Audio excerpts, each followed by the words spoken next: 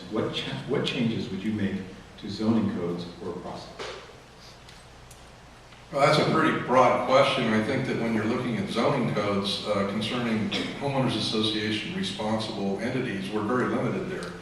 And part of that has to do with the fact of the CC&Rs themselves, that the homeowners associations are bound by, and what the homeowners themselves are allowed to do under those CC&Rs and their own architectural guidelines.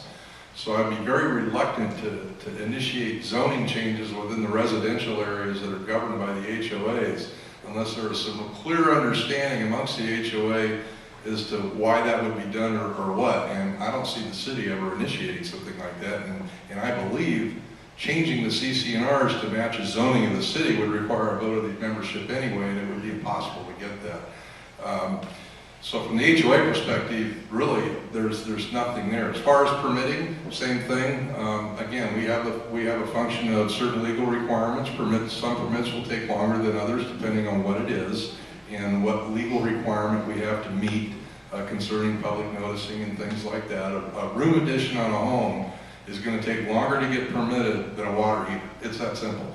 And not because, obviously, they're different projects, but the legal piece to permit a remodel versus a water heater is completely different. And again, back to the fees, we have to be careful about gift of public funds, so the fee schedules are set in accordance with what is the law will allow us to do, and that's as low as we can get them is at that point. Zoning in the commercial areas is a little bit different matter. It doesn't really affect the HOAs, and we actually are proactively looking at some of that right now to accommodate some of the changes in the business climate, given this current economic conditions, to see where we can streamline the zoning, which will in effect also streamline some of the permitting process in order to achieve the new dynamic of the business climate today. Thank you very much.